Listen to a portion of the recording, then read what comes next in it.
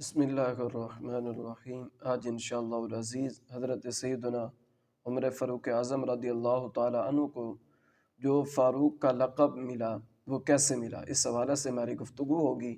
اسی موضوع کے اوپر ہماری گفتگو ہوگی۔ پچھلی ویڈیو میں آپ لوگوں نے دیکھا کہ حضرت سیدنا عمر فاروق اعظم رضی اللہ تعالی نے فرمایا کہ میں اپنے ایمان کو نہیں چھپاؤں گا، اور برملا ظاہر فرمایا۔ تو بنا دیری کیے ہم لوگ آئیے اپنی گفتگو کی طرف چلتے ہیں۔ حضرت سیدنا ابن عباس رضی اللہ تعالیٰ عنہ فرماتے ہیں کہ میں نے امیر المومنین حضرت سیدنا عمر فاروق اعظم رضی اللہ تعالیٰ عنہ سے پوچھا، آپ رضی اللہ تعالیٰ عنہ کو فاروق کیوں کہا جاتا ہے؟ فرمایا، مجھ سے 3 دن پہلے حضرت سیدنا حمزہ رضی اللہ تعالیٰ عنہ نے اسلام قبول کیا، پھر اللہ عز و جل نے میرا سینہ اسلام کے لیے کھول دیا، تو میں نے کہا اللہ عز و جل وہ ہے جس کے سوا کوئی معبود نہیں، تمام اچھے نام اسی کے لائق ہیں۔ پس رسول اللہ صلی اللہ تعالیٰ علیہ وسلم کی بارگاہ میں حاضر ہونا مجھے روئے زمین میں سب سے زیادہ محبوب تھا۔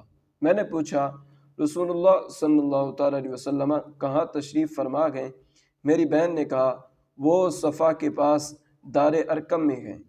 میں سیدھا وہاں پہنچا تو حضرت سیدنا حمزہ رضی اللہ تعالیٰ عنہ دیگر صحابہ کرام علیہم رضوان کے ساتھ وہاں موجود تھے، اور تاجدار دو عالم صلی اللہ تعالیٰ علیہ وسلم حجرے میں تشریف فرما تھے۔ میں نے دروازہ کھٹکھٹایا تو تمام صحابہ کرام علیہم رضوان جمع ہو گئے۔ حضرت سیدنا حمزہ رضی اللہ تعالیٰ عنہ نے پوچھا کیا ہوا؟ تو سب نے کہا عمر رضی اللہ تعالیٰ عنہ آئے ہیں۔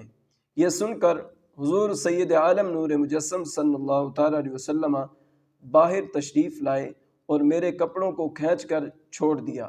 مجھ پر اس قدر ہیبت طاری ہوئی کہ میں گھٹنوں کے بل گر پڑا۔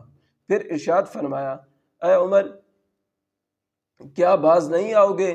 آپ رضی اللہ تعالیٰ عنہ فرماتے ہیں میں نے فوراً پڑھا، اشہد ان لا الہ الا اللہ وحدہ لا شریک لہ واشہد ان محمدا عبدہ ورسولہ۔ تو دار ارقم میں موجود صحابہ کرام علیہم رضوان نے اس زور سے اللہ اکبر کا نعرہ لگایا کہ مسجد والوں نے سنا۔ میں نے عرض کی، یا رسول اللہ صلی اللہ علیہ وسلم ہم زندہ رہیں یا مریں، کیا حق پر نہیں گئے؟ ارشاد فرمایا، ہاں کیوں نہیں، اس ذات کی قسم جس کے قبضہ قدرت میں میری جان ہے، اگرچہ تم زندہ رہو یا وفات پاؤ حق پر ہو۔ میں نے عرض کی، تو پھر چھپے کیوں؟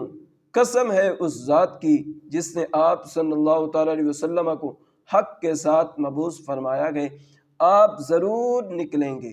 پس حضور نبی اکرم صلی اللہ تعالیٰ علیہ وسلم نے ہمیں 2 صفوں میں نکلنے کا حکم دیا، ایک میں حضرت سیدنا حمزہ رضی اللہ تعالیٰ عنہ اور دوسرے میں تھا۔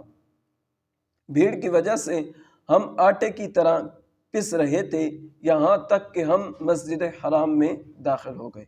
جب قریش نے مجھے اور حضرت سیدنا حمزہ رضی اللہ تعالیٰ عنہ کو دیکھا تو انہیں ایسی تکلیف پہنچی جو پہلے کبھی نہ پہنچی تھی۔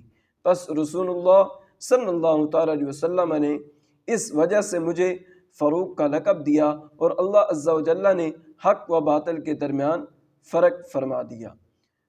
امیر المومنین حضرت سیدنا فاروق اعظم رضی اللہ تعالیٰ عنہ فرماتے ہیں میں نے دیکھا کہ ابھی تک حضور نبی اکرم صلی اللہ تعالیٰ علیہ وسلم کے ساتھ 39 افراد مسلمان ہوئے تھے، اور میں 40واں مسلمان تھا۔